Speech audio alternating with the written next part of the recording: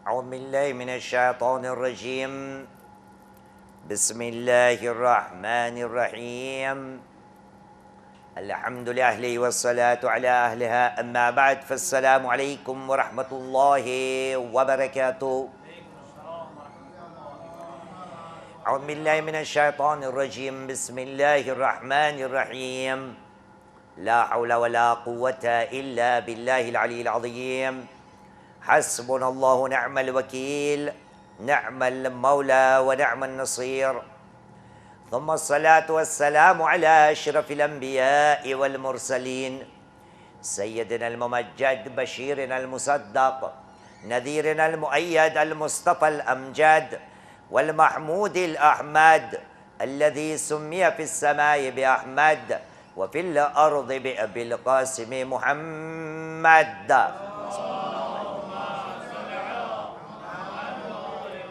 وعلى آل بيته الطيبين الطاهرين المعصومين الذين أذهب الله عنهم الرجس وطهرهم تطهيرا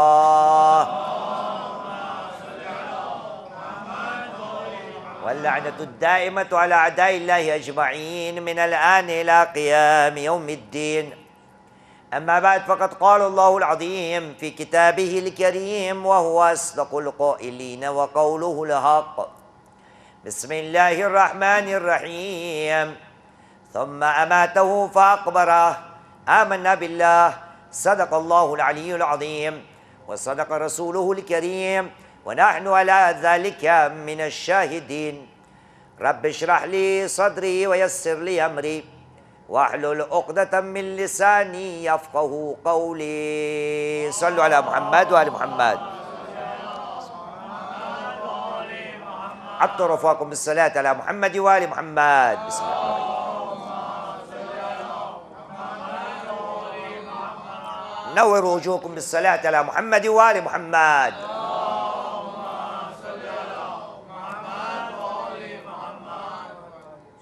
ये हो ही नहीं सकता कि आप हजरात इस बात से वाकिफ न हो कि हमारे बाजू में हमारे पहलू में एक कब्रिस्तान है। यहां है कोई ऐसा कि जो इस बात से नावाकिफ हो कि हमारे नजदीक में, हमारे पहलू में, हमारे पड़ोस में एक कब्रिस्तान है। इसलिए मैंने मुनासिब समझा कि कुछ बातें कब्र की वो हो जाए। और मैं समझता हूं कि नबी करीम का कौल जो पिछली मजलिसों में मैंने आपके सामने पेश किया था, उसी कौल से बात को शुरू करते हैं। नबी करीम मोहम्मद सल्लल्लाहु अलैहि वसल्लम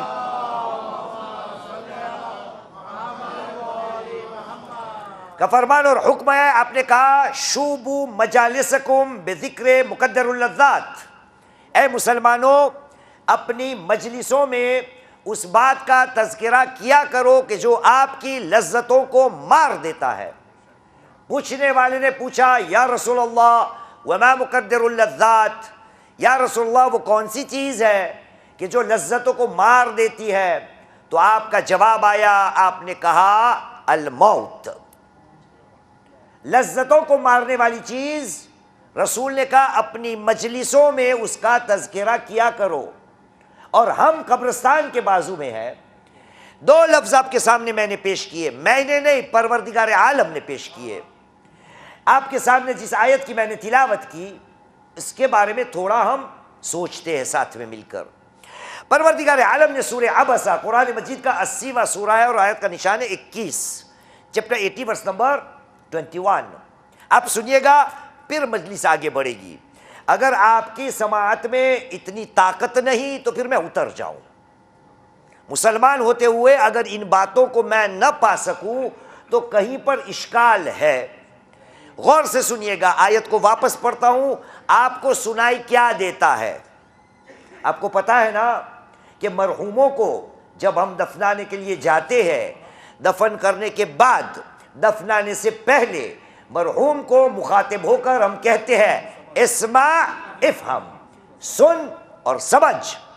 अब ये कितनी अफसोस की बात हो जाए कि अगर मरहूमों को हम बातें सुनाए, उनको समझने की हम अपील करें कि इस्मा इफ़हम, तो क्या ये अफसोस की बात नहीं होगी कि मरहूम मुर्दा तो शायद सुन सकता है, लेकिन जिंदा हजरात सुनने के काबिल न रहे हो। आयत को पढ़ता हूं सलवात के नारे से बरकत के लिए, ताकि आपकी समाअत में ये बात आ जाए।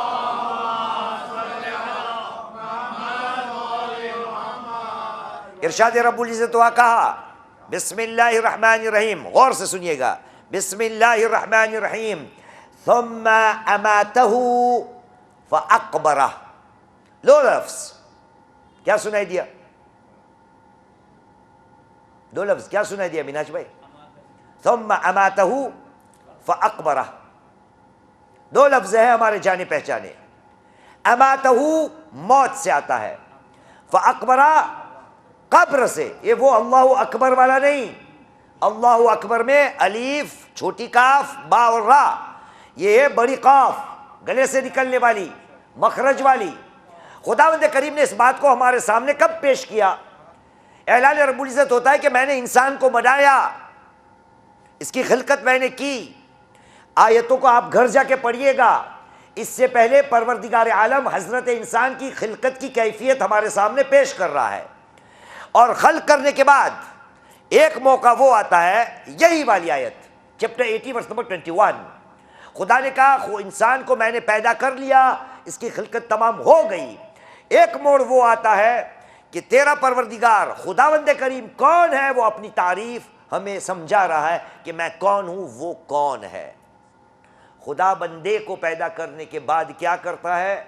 उसी खुदा ने कहा सुम्मा अमातहु, फिर उसके बाद इंसान को खल्क करने के बाद वही खुदा बंदे को मौत के हवाले कर देता है, वही खुदा बंदे को मार देता है। उसके बाद फअक़बरा, और उसके बाद वही खुदा बंदे को कब्र के हवाले कर देता है। सवाल, मारने वाला क्या खुदा है? क्या बोलते हो?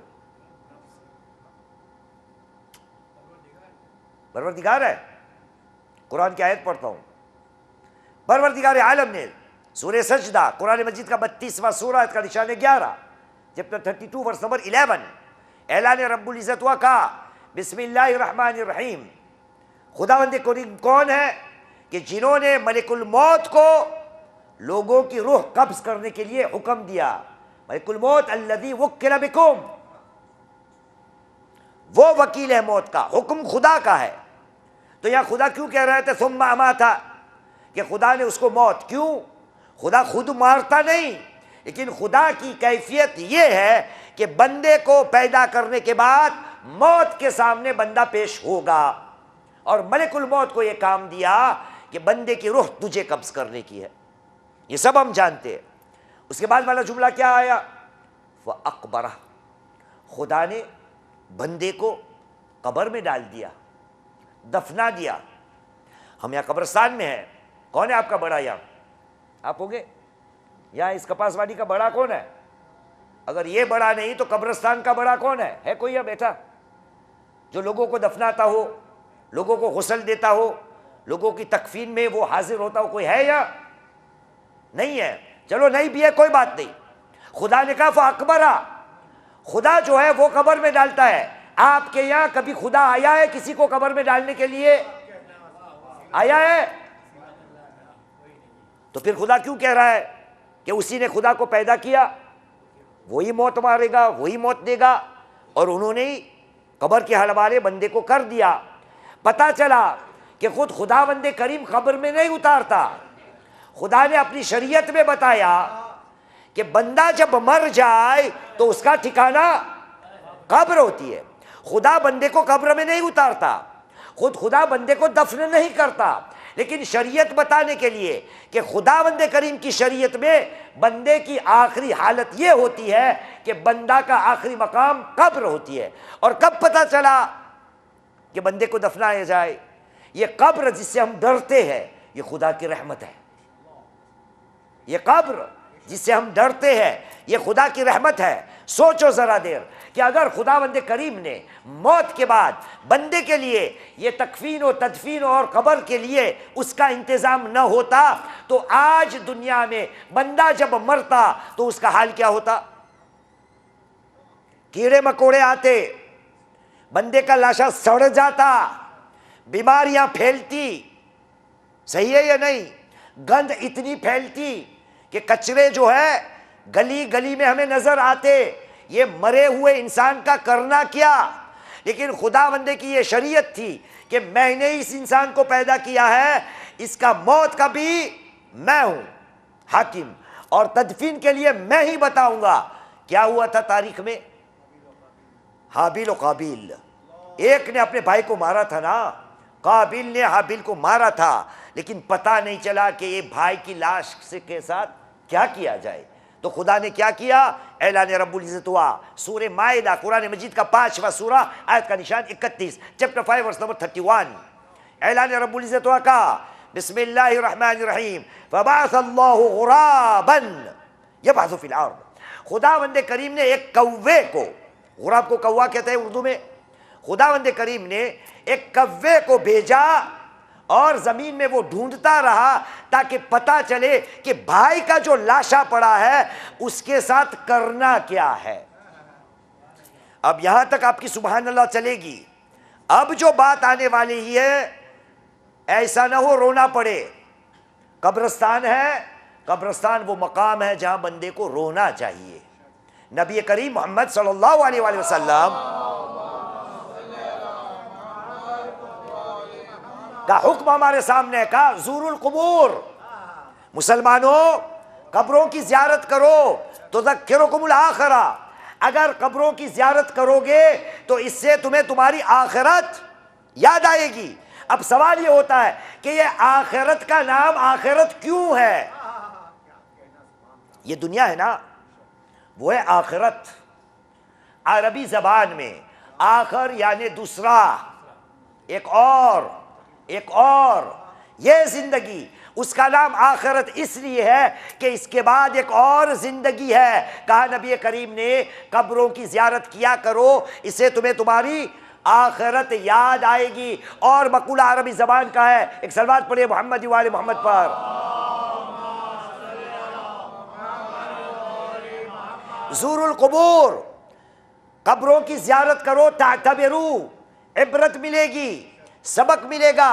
अपने लिए कुछ लेके इन कब्रिस्तान से जाओगे तो अल्हम्दुलिल्लाह व ताला हमारे यहाँ नजदीक में ही कब्रिस्तान है। एक जिंदगी के बाद दूसरी जिंदगी, दुनियावी जिंदगी के बाद आखिरवी जिंदगी। आखिरत में जाने के लिए एक मरहले से गुजरना होगा। उस मरहले का नाम क्या है जी? हम आप क्यों जवाब दे? नबी करीम मोहम्मद सल्लल्लाहु अलैहि वसल्लम, आपको पता है तकरीबन हर साल या हर 2 साल, हर 3 साल माशाअल्लाह हमारी भारत में, हिंदुस्तान में मैं आता हूँ, और हर साल मेरी नज़र में यही दिखता है कि रास्तों में, सड़कों में नई नई इमारतें बनती है। लेकिन इमारतों को तो मैं जानता नहीं, लेकिन इतना मुझे दिखता है रास्ते को पार करते हुए कि मैं जगह जगह देख रहा हूँ यहाँ पे ब्रिज, पुल बनते ही जा रहे हैं ना हर जगह। वहाँ पुल बना, वहाँ पुल बना, वहाँ पुल बना। क्यों? अवाम की आसानी के लिए। नबी करीम ने कहा अल मौतो जिस्रुन, अल मौत जिस्रुन, मतलब मौत जो है वो क्या है? एक ब्रिज है, एक पुल है, इस जगह से उस जगह पार होने के लिए।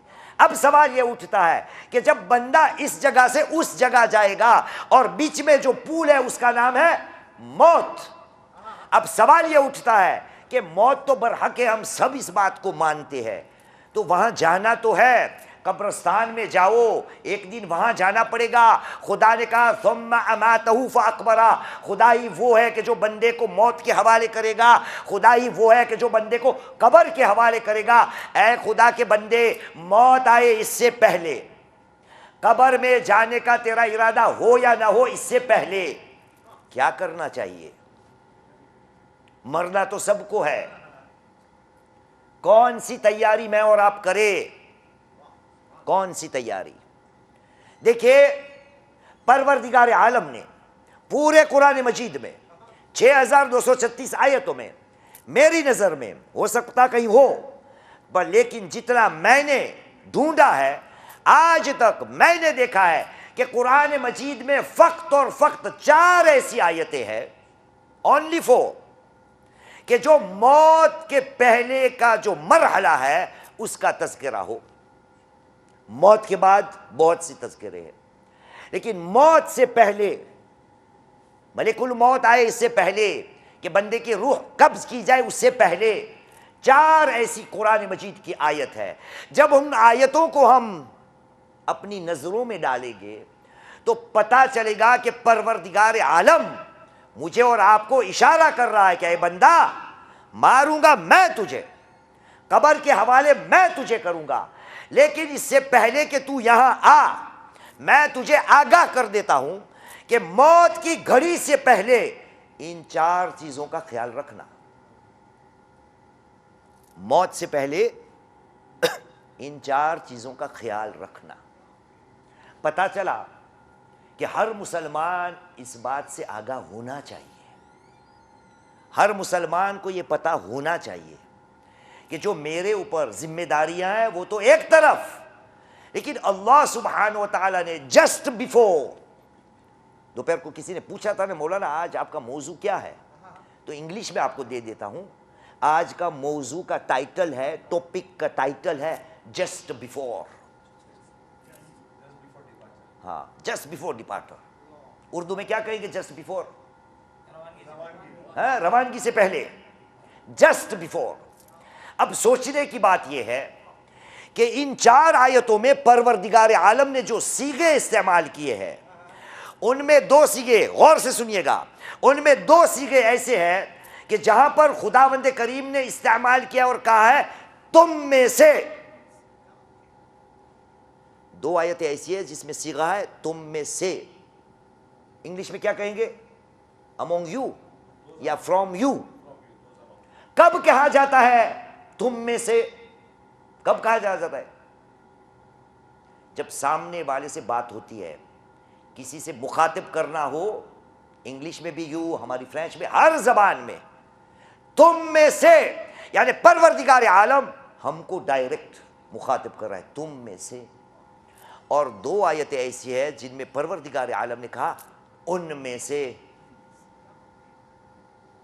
ये कुरान है भाई, कुरान का एक एक लफ्ज जो है गहराइयों से डूबा हुआ है। 2 आयतों तुम में से, 2 आयतें उनमें से। पहली आयत परवरदिगार आलम ने सूरह बकरा, कुरान मजीद का दूसरा सूरा, आयत का निशान है 180, चैप्टर 2 वर्स नंबर 180। सुनिएगा आराम आराम से। आज मेरी आखिरी मजलिस से 1-1.25 घंटा जाता ही रहूंगा इंशाअल्लाह। सल्लु अला मुहम्मद व आले मुहम्मद।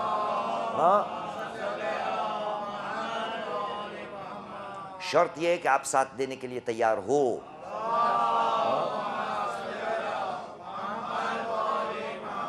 तो कुरान मजीद का दूसरा सूरा, आयत का निशान 180, चैप्टर 2 वर्स नंबर 180। खुदावंद करीम ने कहा बिस्मिल्लाहिर्रहमानिर्रहीम, कुतिबा अलैकुम। कुतिबा अलैकुम, क्या, किससे बात हो रही है? कुतिबा अलैकुम इन तरका खैरन अल वसीयतु लिल वालिदैन वल अक़रबीन बिल मारूफ हक़्क़ुन अलल मुमिनीन। ये कुतिबा का लफ्ज कहां सुना है? माह रमजान मुबारक में सुनते हो ना। सूरह बकरा की 183वीं आयत है, चैप्टर 2 वर्स नंबर 183। ये सुनते ही आए हैं, इसलिए पता है। ये वाला कभी सुना है? खुदा ने कहा बिस्मिल्लाहिर्रहमानिर्रहीम, या अय्युहल्लज़ीना आमनू कुतिबा अलैकुमुस्सियाम कमा कुतिबा अलल्लज़ीना मिन क़ब्लिकुम लअल्लकुम तत्तक़ून। ऐ साहिबान ईमान, तुम पे फर्ज लिख दिया गया है। क्या? रोजा, जैसे तुम्हारी पहली कौमों पर भी यही फर्ज किया गया था ताकि तुम शायद मुत्तकी बनो, लअल्लकुम तत्तक़ून। कुतिबा, वही अल्फाज खुदावंद करीम ने सूरह बकरा में इस्तेमाल किए 2:180। कुतिबा अलैकुम, ये तुम पे फर्ज है। इन तरका खैरा, किससे बात हो रही है? कुतिबा अलैकुम इज़ा हदरा अहदकुमुल मौत,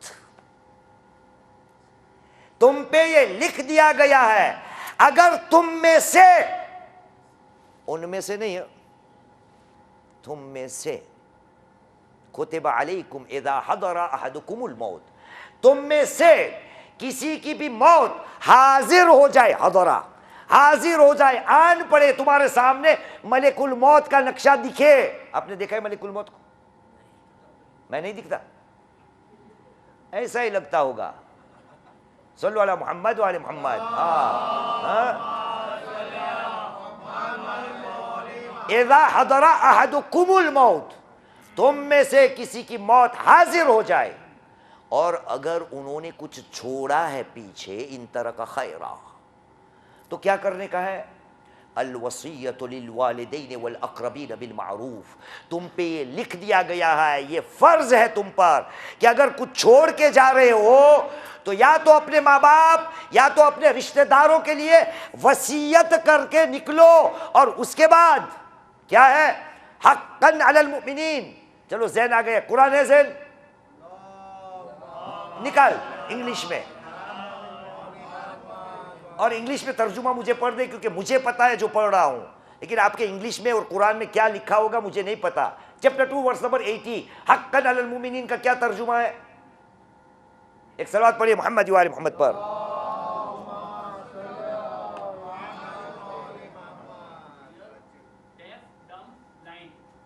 क्या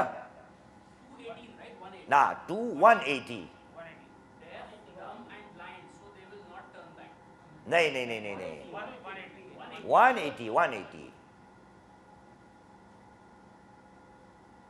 आपको मिल गई? दीजिए। हसन, इंग्लिश में पढ़ूंगा। यार तेरी इंग्लिश बेहतर होगी, एडवोकेट भी है तू, आ जा यहाँ। ये जा रही है मजलिस, दुनिया भर में जा रही है, इंग्लिश में पढ़ ताकि लोगों को पता चले। आजा मेरा request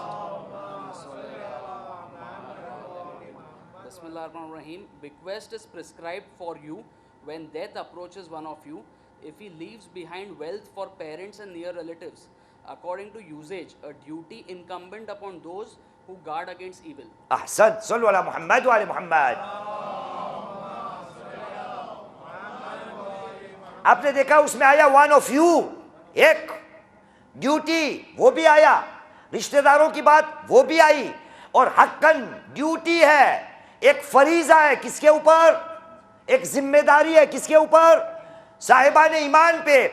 मतलब ये हुआ, ऐ मुसलमान, अगर तू वसीयत नहीं लिखता तो लिखना शुरू कर दे, एक, और अगर लिखना नहीं तो कम से कम जबानी अपने आसपास में बता दे कि भाई ये 1 लाख रुपया उसको देने का है, ये 2 लाख रुपया उसको देने के हैं, ये फला चीज़ घर में जो पड़ी है वो हमारी नहीं बेटा, वो पड़ोस वाली की है, ये जो बर्तन हमारे घर पे आ गया है ये हमारा नहीं है, ये उस मोहल्ले की फला औरत का है। वसीयत शुरू कर दे, चलते फिरते अपने माशरे में, अपने सोशल मीडिया में नहीं, अपने अंदर बताता रहे हमेशा। क्यों? मौत की पता नहीं कब आएगी। अगर एटलीस्ट तू लिखने वाला नहीं वसीयत, तो बताता रहे तेरे आसपास में लोगों को, कब बंदे की रजा कजा, ऐसे बोलते हैं ना, कब बंदे की रजा कजा हो जाए और जो होने का था वो न हो। इसलिए मौत की पहली तैयारी, जस्ट बिफोर, खुदा ने क्या कहा था? अल-वसिया। यह कुरान मजीद की पहली आयत है। ऐसी कितनी आयत है अमीर भाई?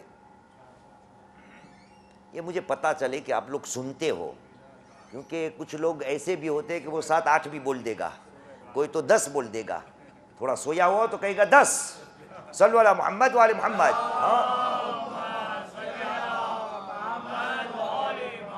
दूसरी आयत, इरशाद रब्बुल इज्जत हुआ, कहा बिस्मिल्लाहिर्रहमानिर्रहीम। अब बात बदलेगी, वहां था तुम में से, अब सुनना। खुदा ने कुरान मजीद में सूरे निसा, कुरान मजीद का 4था सूरा, आयत का निशान है 18, चैप्टर 4 वर्स नंबर 18, इरशाद रब्बुल इज्जत हुआ कहा, बिस्मिल्लाहिर्रहमानिर्रहीम वलैसति तौबतु लिल्लज़ीना यअमलूना अस्सय्यात हत्ता इज़ा हदरा अहदुहुमुल मौत क़ाला इन्नी तुब्तुल आन। खुदावंद करीम ने कहा तौबा उन हजरात के लिए नहीं कि जो बुरे काम करते हैं यहां तक कि जब उसकी मौत आ जाए, उसकी नहीं, तुम में से। क्या है आयत? सही है, हत्ता इज़ा हदरा अहदुहुमुल मौत, उनमें से जब किसी की मौत आ जाए फिर वो क्या बोलेगा? क़ाला इन्नी तुब्तुल आन, मलिकुल मौत आ गया। सब वो ग्रीन लाइट नहीं, अब तो रेड लाइट हो गई। वहां जाने की ग्रीन लाइट, यहां की बंद होने वाली है, गाड़ी को रोको। रेड लाइट यहां की, वहां के चैनल की ग्रीन लाइट। अब जब ग्रीन लाइट देखी कि अब तो मैं जा रहा हूं, फिर कहेगा खुदाया माफ कर दे। खुदा ने कहा लैसति तौबा, मरने के वक्त, जस्ट बिफोर, अगर तूने तौबा का तकाजा किया, खुदा ने कहा ये वक्त वो नहीं, अब तक कहां था?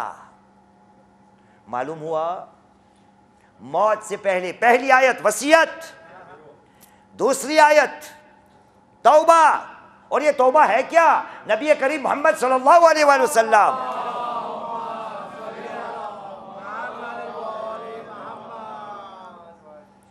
आपने कहा मोमिन 5 चीजों में उजलत करता है। मोमिन 5 चीजों में जल्दी करता है। वो क्या क्या चीज होगी?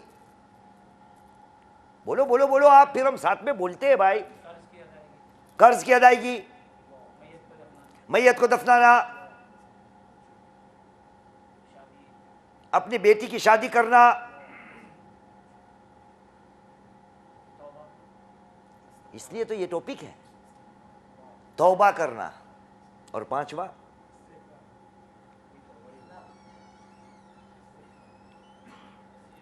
नमाज।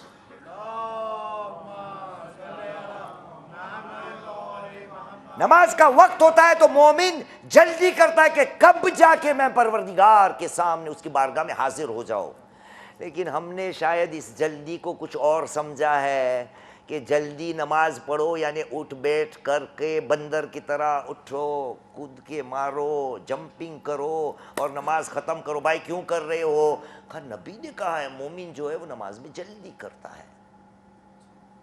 भाई नमाज के अंदर जल्दी नहीं करता, नमाज के लिए जल्दी करता है। नमाज का वक्त होता है तो उसको होता है कि कब जाके मैं इस फरीजे से फारिग हो जाऊं। तो एक नमाज, मोमिन वो होता है कि जो अपनी बेटी को शादी करने के लिए जल्दी करता है। मोमिन वो होता है कि जो अपने कर्जे की अदायगी के लिए जल्दी करता है। मोमिन वो होता है कि जो अपने मरहूमों को, मुर्दों को दफनाने के लिए जल्दी करता है। और मोमिन वो होता है कि जो तौबा करने के लिए भी जल्दी करता है। ये नहीं कहता जब आपके लिए नहीं भैया, सब मुश्किल है, उम्रा में जाऊंगा ना तो काबे के उसको पकड़कर वहां जाकर माफी मांगूंगा। अगले साल इंशाल्लाह ज़ियारत जाने का इरादा है, वहां जरी के सामने वहां जाके माफी खुदा से तलब करूंगा। खाने काबा में जाऊंगा तब जाके, मस्जिद नबवी में जाके तब जाके, कहीं और जाके इमाम बारगाह में जाके तौबा करूंगा। अरे है खुदा के बंदे, क्या तुझे पता है कब तू टपकेगा? एक सलवात पढ़िए मोहम्मद वाले मोहम्मद पर। तो दूसरी चीज, दूसरी आयत और दूसरी चीज कि खुदा ने कहा मरने से पहले तौबा कर ले। अब क्या करूं भाई, 30 मिनट। एक सलात पढ़ो मोहम्मद वाले मोहम्मद पर।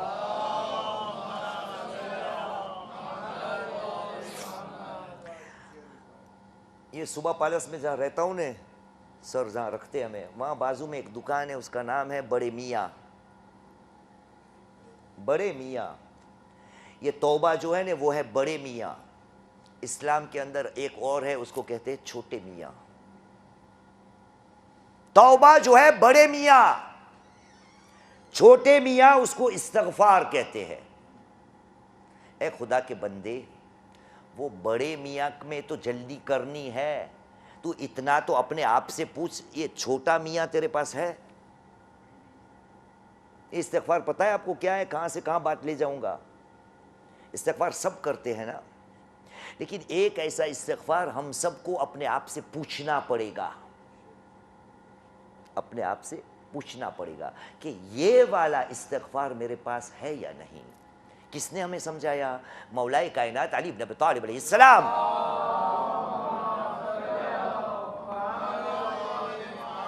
मौलाए कायनात ने कहा, इज़ा अल्हमका रब्बुकल इस्तगफार फ़अलम अन्नहु युरीदु अन यग़फ़िर लक। इल्हाम, मौला ने क्या कहा? ए मुसलमान, अगर तेरा परवरदिगार तुझे इल्हाम करे, इल्हाम समझते हो?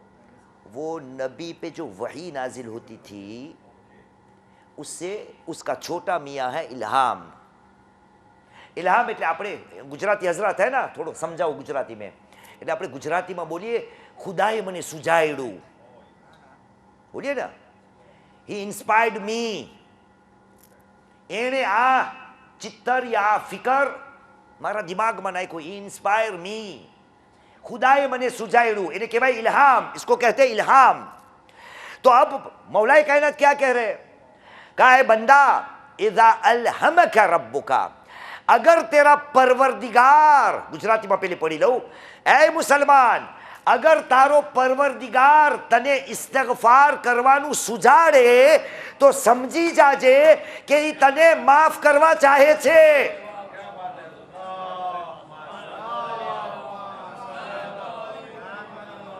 अगर तेरा परवरदिगार तुझ पे ये इल्हाम करे कि बंदा मेरी बारगाह में आके माफी मांग, तो समझ लेना कि वो तुझे माफ करना चाहता है। ऐसा ही है। मेरा इस्तिग़फ़ार ये वाला है कि नहीं? नमाज मगरिबैन ख़त्म हुई, नमाज ज़ोहरैन ख़त्म हुई, नमाज सुबह ख़त्म हुई, अब हस्बे मामूल आदत है, उसके बाद पढ़ना है। इसका गलत मतलब कोई ना निकाले, वरना क़यामत के दिन मैं पकड़ूंगा।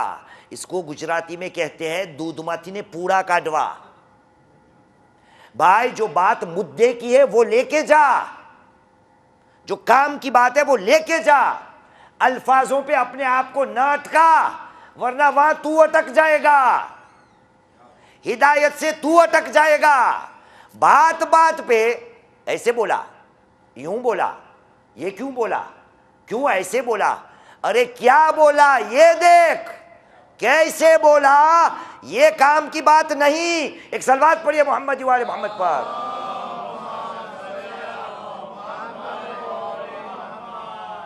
तो सब इस्तिग़फ़ार पढ़ते नमाज के बाद, तो चलो मैं भी पढ़ लूं। क्या पढ़ते हैं नमाज के बाद इस्तिग़फ़ार?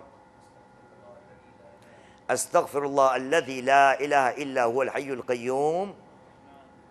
अर्रहमानुर रहीम इसमें नहीं है, ये नमाज गुफ़ला में से लाग के हमने अंदर में डाल दिया है। नमाज वाली जो ताक़ीबात है उसमें ये नहीं है। ज़ुल जलाल वल इकराम व अतूबु इलैह। ये कितना पावरफुल है। मेरे और आपके पांचवें इमाम, इमाम मोहम्मद बाक़र अलैहिस्सलाम,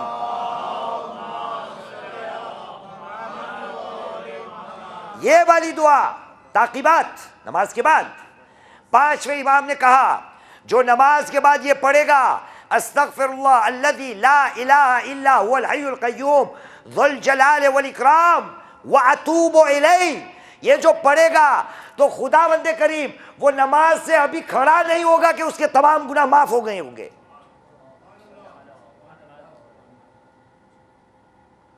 तो फिर तो हम तो गुनाह करते जाए ना, क्योंकि हर रोज पढ़ते हैं इसको।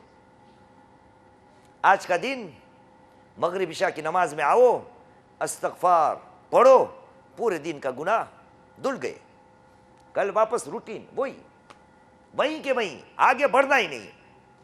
ये वाला इस्तग़फ़ार था, ये वाला इस्तग़फ़ार दीन को चाहिए कि तेरे दिल के अंदर से ये बात जाहिर हो। गुजराती में कहवाय तारू विवेक, उर्दू में कहते हैं तेरा ज़मीर, वो तुझे झिंझोड़ झिंझोड़ के कहे क्या है बंदा, अब गुनाहों के बोझ के नीचे तू दब गया है, अब तो खुदा की बारगाह में जाके माफी मांग। ये जमीर जब झिंझोड़ने लगे तो ये मौत की तैयारी शुरू हो गई कही जाएगी। इसलिए खुदावंद करीम ने पहली बात वसीयत, दूसरी बात तौबा, तीसरी आयत कौन सी आयत होगी? टाइटल क्या था ज़ैन? जस्ट बिफोर परवरदिगार ने आलम, जस्ट बिफोर डिपार्चर परवरदिगार आलम ने सूरह मुमिनून, ओ वाह ये मुबारक चेहरे आ गए, सल्लल्लाहु अला मोहम्मद वाले मोहम्मद। नहीं देखा? अरे मैं किस किस को देखूं, ना मैं नबी हूं, ना अली हूं, ना वसी हूं, ना हुज्जत खुदा, सल्लल्लाहु अला मोहम्मद वाले मोहम्मद।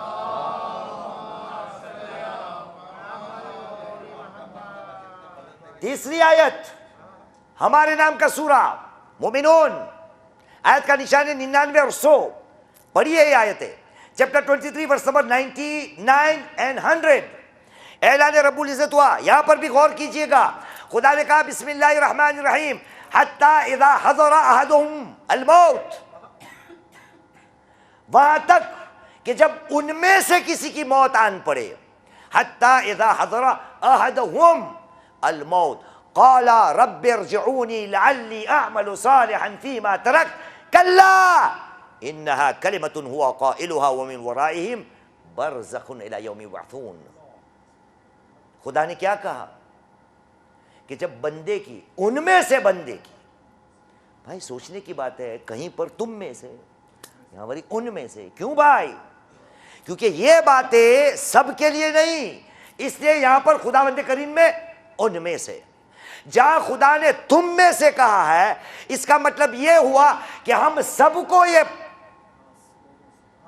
लागू पड़ता है। जब उनमें से कहा तो ये सबके लिए नहीं, उनमें से है। अब वहां तौबा का क्या था? उनमें से अगर कोई कहे कि अब मैं तो मरने वाला हूं, तो क्या होगा? खुदा कहेगा ये तौबा कबूल नहीं, उनमें से। क्यों? सब खुदा के बंदे ऐसे नहीं होते,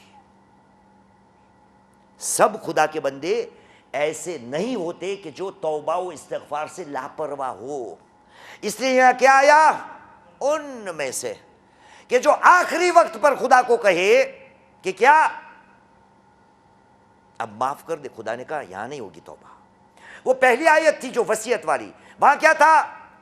तुम में से, और शर्त लगा थी इन तरह का खैरा, अगर कुछ छोड़ के गए हो तो पता चला कि ये सबको लागू पड़ता है, लेकिन शर्त के साथ कि अगर कुछ छोड़ के गए हो तो वहां क्या आया?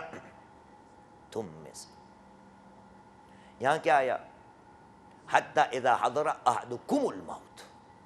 अरे तुम में से अगर किसी की मौत आ जाए तो वो कहेगा ऐ परवरदिगार, क़ाला रब्बिरजिऊनी लअल्ली अअमलु सालिहन फीमा तरक, खुदाया तू मुझे वापस दुनिया में भेज, मुझे क्या करना है? वो अमल सालेह करने हैं कि जो मैंने अधूरे किए थे उसको मुझे पूरा करने हैं। फीमा तरक्त, जो मैंने छोड़ दिया था। खुदा ने कहा कल्ला, ये नहीं हो सकता। मरने के बाद वापस जाना ये नहीं हो सकता। कल्ला, इंग्लिश में तर्जुमा करेंगे नेवर। देखो तो क्या तर्जुमा लिखा है उसमें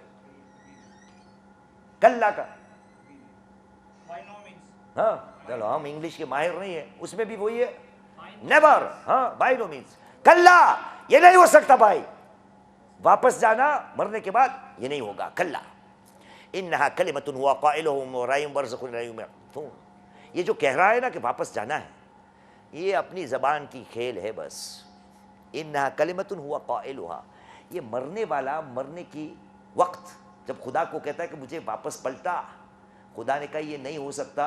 यानी खुदा कह रहा है ये तो बस जबान से बोल रहा है, इसको अगर वापस भेज दिया ना तो वही का वही होगा, कोई फर्क नहीं पड़ेगा। क्यों? क्योंकि एक बार चख लिया तो कहेगा अगली बार भी माफ करो, अगली बार भी माफ करो, अगली बार भी माफ करो। तो खुदा कब तक तुझे माफ करे? कयामत तो आने वाली है। सल्लल्लाहु अला मोहम्मद वाले मोहम्मद। हाँ,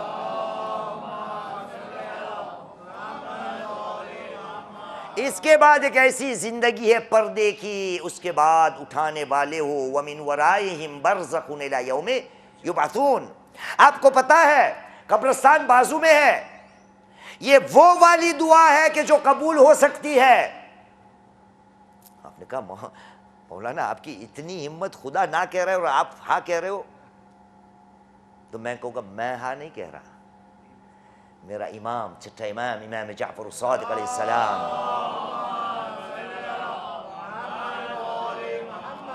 का मरने के बाद वापस होना, वापसी तलब करना ये नामुमकिन है। लेकिन एक ऐसा मौका है,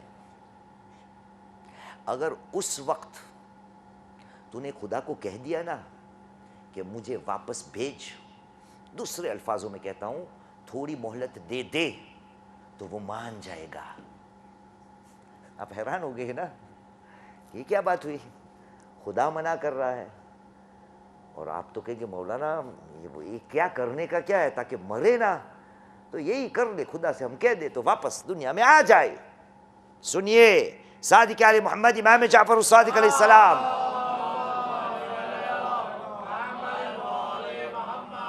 अपने सहाबी अबू सालेह को कहा, या अबा सालेह, ऐ अबू सालेह, इज़ा हमलता जनाज़तन फकुन कअन्नका अंतल महमूल। ऐ अबू सालेह, जब किसी के जनाजे को कांधा दो, किसी के जनाजे को उठाओ, अबू सालेह, फकुन कअन्नका अंतल महमूल, तो उस वक्त जनाजा किसी और का है, कांधा तू किसी और को दे रहा है, लेकिन अपने आप को यह समझना कि तू उस जनाजे के अंदर है। जनाजा किसी और का है, लेकिन अपने आप को मरा हुआ समझना। और उसके बाद औ तसअलु रब्बका अर्रजा इला दुनिया, या तो यूं समझना कि तू तो मर गया था, लोग जा रहे तुझे दफनाने के लिए और तूने खुदा से कहा खुदाया थोड़ी मोहलत दे दे तो मैं वापस पलटूं, तब जाके खुदा तेरी बात कबूल कर लेगा। क्यों? क्योंकि मरा कोई और है, लेकिन तुझे उसकी जगह अपने आप को रखना है और यूं समझना है कि तुझे खुदा ने और मोहलत दे दी, और उसके बाद अपने आप से पूछ फंजुर माज़ा तस्तअनिफ, अब बंदा देख ले क्या करना है, अब देख ले क्या करना है। खुदा ने दे दी तुझे मोहलत, दफनाने गया था किसी और को और सही सलामत आ गया ना, तो यूं समझ के मरा हुआ तू था और वापस जिंदा आया। अब क्या करना है फैसला कर ले, क्योंकि जब हकीकी मौत आएगी तो वापस आने की इजाजत नहीं होगी। तो उन्होंने क्या कहा था कि मुझे वापस जाना है ताकि अमल सालेह को पूरा करूं, नबी करीम मोहम्मद सल्लल्लाहु अलैहि वसल्लम।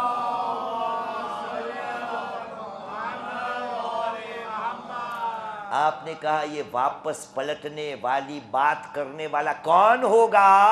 आपने कहा तारिकुस सलात यसअलु रजअत इला दुनिया, जो नमाज नहीं पढ़ता होगा ना, वो होगा कि जो खुदा से कहेगा मुझे वापस जाना है नमाज पढ़ने के लिए। क्योंकि नमाज नहीं पढ़ी होगी ना, गुजराती में थोड़ू बोलू, ओला धोखा देखाता हશે ને બધાય, ત્યારે એમ થાશે કે આ શું કરીને આવ્યો ને ધોકા ઉપર હું ગયો નથી, હજી બધાયને જવાનું છે, પણ મને લાગે છે ધોકા ઉપર લખેલું હશે જે નમાજ ના પડી હોય એને આ ધોકો, એ ધોકો જોઈને જ મને થાશે કે પાછું જવા દે યાર, નમાઝ એક નથી પડી એના ટેમે। એક સલવાત પડીએ મોહમ્મદ વાલે મોહમ્મદ પર।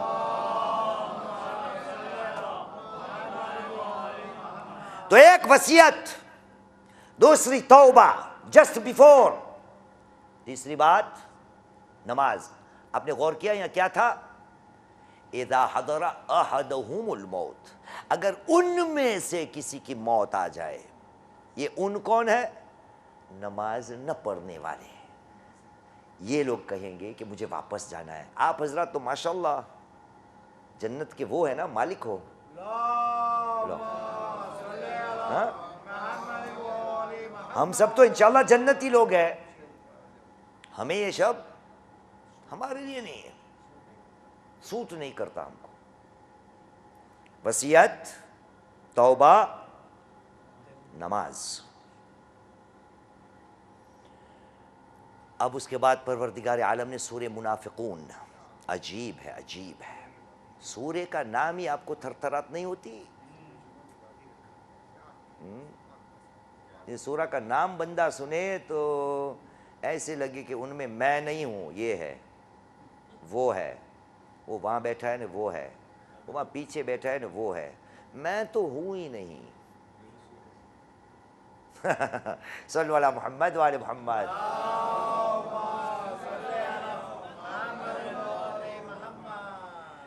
सूरा है मुनाफिकीन के बारे में। बात किससे हो रही है? कौन सा सूरा है? 63वां, चैप्टर 63, आयत का निशान है 10, 63, 10। इरशाद रब्बुल इज़्ज़त हुआ, कहा बिस्मिल्लाहिर रहमानिर रहीम, या अय्युहल्लज़ीना आमनु उन्फ़िक़ू मिम्मा रज़क़कुमुल्लाह मिन क़ब्ल अन यातिया अहदकुमुल मौत फ़यक़ूलु या रब्बी लौला अख़रतनी इला अजलिन क़रीब फ़अस्सद्दक़ व अकुन मिनस सालिहीन। ऐ ईमान लाने वालों, अल्लाह सुब्हानहु व तआला ने जो तुम्हें रिज़्क़ इनायत किया है, उनमें से अल्लाह की राह में दो, इन्फाक करो। इससे पहले के अमीर भाई, इसमें क्या होगा? तुम में से पहले होगा या उनमें से पहले होगा? सोचो सोचो, उनमें से या तुम में से?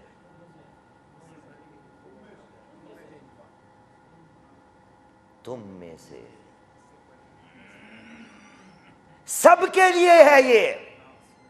1 रुपया क्यों ना हो, 10 आना अल्लाह की राह में दे। नहीं, रुपया का क्या होता होगा, वो छोटा पैसा। 10 पैसा दे, 10 पैसा है तो उसमें से 1 पैसा दे, क्योंकि ये वाली बात तुम में से, उनमें से नहीं। जब तुम में से होगा, सबके लिए होगा, तो वसीयत तुम में से थी, इन्फाक तुम में से था, नमाज उनमें से था, तौबा उनमें से था। खुदा ने क्या कहा कि ऐ मुसलमानों, साहिबान ईमान, अल्लाह ने जो तुम्हें दिया है ना, तुम में से अगर किसी की मौत आन पड़े, हत्ता इज़ा याती अल मौत अहदकुम, तुम में से किसी की भी मौत आ जाए तो अल्लाह की राह में दो, वरना उसी ऐन मौके पर क्या कहोगे खुदा से? क़ाला रब्बे, ऐ मेरे परवरदिगार, मुझे थोड़ी मोहलत दे दे, अजलुन करीब। क्या करना है मोहलत को लेकर? कहेगा फ़अस्सद्दक़, सदका दूं, व अकुम मिनस सालिहीन, ताकि मैं नेकुकार लोगों में से हो जाओ। ऐ खुदा के बंदे, तू अपने आप को मोमिन मानता है, परहेज़गार मानता है, दीनदार मानता है, मुत्तकी मानता है। अरे मुत्तकी की कितनी शर्तें हैं क्या पता? कल पढ़ा था ना, खुदा ने कहा था कुरान मजीद हुदल लिल मुत्तकीन है, और मैंने कभी अपनी ज़िंदगी में कुरान की तरफ मैं गया ही नहीं हूँ। मैं अपने आप को मुत्तकी कहता हूँ। ये किताब मुत्तकियों के लिए है, तो कुरान के बगैर मैं मुत्तकी कैसे बन गया? अब देखिए, सिफतें मैं आपके सामने बयान करता हूँ। सूरह बकरा आयत 1, 2, 3, 4। ऐलान रब्बी इज़्ज़त का बिस्मिल्लाहिर रहमानिर रहीम, अलिफ लाम मीम, ज़ालिकल किताबु ला रैब फ़ीह हुदल लिल मुत्तकीन। वो किताब जो है ना, उसमें कोई शक व शुबहा नहीं। वो किताब क्या है? हुदल लिल मुत्तकीन, मुत्तकियों के लिए हिदायत की किताब है। खुदाया मुत्तकी कौन है? तीसरी आयत और चौथी क्या? अल्लज़ीना युमिनूना बिल गैब। फिर क्या है? व युक़ीमूनस सलात व मिम्मा रज़क़नाहुम युनफ़िक़ून। सुना आपने? मुत्तकी वो है कि जो गैब पर ईमान रखता है। मुत्तकी वो है कि जो नमाज को अंजाम देता है, कायम करता है। और तीसरी बात, व मिम्मा रज़क़नाहुम युनफ़िक़ून। मुत्तकी, दीनदार, परहेज़गार, धर्मी मानस कोण છે? જે અમોએ એને રોજી આપી છે ને, એ રોજીમાંથી અલ્લાહની રાહમાં આપે છે। हाँ, सल्लल्लाहु अला मुहम्मद वाले मोहम्मद। तो मुसलमान, वसीयत, तौबा, नमाज और इंफाक, ये वो 4 कुरान मजीद की आयत है जिसके अंदर ये मेंशन है जस्ट बिफोर। इसके अलावा मैंने कोई आयत नहीं देखी कुरान मजीद में कि जहां परवरदिगार आलम ने यूं बयान किया हो कि जब तुम्हारी मौत आए या जब उनकी मौत आए। अहले बैत को आपने देखा ना, जिस अहले बैत के लिए हम जमा हुए हैं यहाँ, ये सब बातें जब हुई, क्या इन चारों चीज़ों से में से कोई एक ऐसी चीज़ है कि जो आपको अहले बैत अलैहिस्सलाम में न दिखे? अहले बैत की ज़िंदगी में वसीयत मिलेगी, अहले बैत की ज़िंदगी में तौबा मिलेगी, अहले बैत की ज़िंदगी में नमाज मिलेगी, अहले बैत की ज़िंदगी में इन्फाक मिलेगा। लेकिन मुसलमानों ने ये घराना अहले बैत का उनके साथ रवैया क्या किया? जो खुदा की बातें हमें बताने आए थे उनका एहसान मानने के बजाय सबके साथ क्या हाल किया गया। आज दिन था ना नबी करीम और दूसरे इमाम का, मैं सोच रहा था किसके मसाइब पढ़ूं। मैंने कहा क्यों पंजेतन, पूरे पंजेतन के मसाइब न पढ़े हम। कब्र की बात हुई थी ना, देखिए आखिरी वक्त हर मासूम का कैसे गुजरा है। इब्तिदा करते हैं नबी करीम से। क्या मजलूमी है नबी करीम की? सहाबाए किराम किसी और काम में मसरूफ़ है, नबी करीम को दफना दिया गया जैसे कोई गरीबुल वतन को दफनाते हैं। एक मौलाए कायनात बैठे हैं और कुछ हजरात बाद में आए कि हमने तो तशीह जनाजा में शिरकत नहीं की, इसलिए नबी को वापस कब्र से निकालो। अल्हम्दुलिल्लाह मौलाए कायनात वहाँ थे, कहा ये नहीं हो सकता। अगर नबी की कब्र लहद को वापस खोदी गई तो आपकी खैर नहीं होगी। ये है हाल हमारे नबी का। उसके बाद पंजेतन में कौन आता है? बीबी पाक अलैहिस्सलाम। उसका गुस्ल देते वक्त मौलाए कायनात रोए थे ना कि मेरी बीबी कितनी साबिरा थी कि कभी भी मेरे सामने शिकायत नहीं की। अरे बीबी की पसलियां टूट गई थी, लेकिन खबर की बारी जब आई तो आपको पता है ना, बीबी सैयदा अलैहिस्सलाम को रात, कौन बीबी? सैयदतुन्निसाइल आलमीन। अरे रात के अंधेरे में दफन की जाने वाली बीबी, अरे कितनी गुर्बत है। और आए पंजेतन का एक और फर्द, मौलाए कायनात। मौलाए कायनात को जब गुस्ल दे दिया गया, तकफीन हो गई, तदफीन हो गई, लेकिन करना क्या पड़ा? मौलाए कायनात की कब्र को भी छुपाना पड़ा। यहाँ तक कि चौथे इमाम का ज़माना आए और हम तक ये जमा हुए कि मौला की कब्र किस जगह पर है। उसके बाद हमारे दूसरे इमाम, अरे इन्होंने तो वसीयत की थी कि मुझे मेरे नाना के साथ दफन करना, लेकिन जालिम ने क्या किया? दूसरे इमाम की इस वसीयत को पामाल कर दिया। बस वसीयत को नहीं, तारीख आपको पता है कि हमारे दूसरे इमाम का जनाजा जब घर से निकला है तो तीरों का निशाना बन गया। और आगे बढ़िए, मैं कहूँगा या रसूलल्लाह आपकी लहद बनी, ऐ बीबी आपकी भी लहद बनी, मौलाए कायनात आपकी भी कब्र और लहद बन गई, मौला हसन आपकी भी लहद और कब्र बनी। पर हाय करबला वाला आखिरी पंचेतन, करबला के बन में बेगुस्लो कफन पड़ा है, घोड़ों की तापों से उसकी लाश को पामाल किया जाता है। अला लअनतुल्लाहि अल कौमिल ज़ालिमीन व सयअलमुल लज़ीना ज़लमू अय्य मुनक़लबिन यनक़लिबून इन्ना लिल्लाहि व इन्ना इलैहि राजिऊन रज़न बिक़ज़ाइहि व तस्लीमन लिअम्रिहि मातम हुसैन।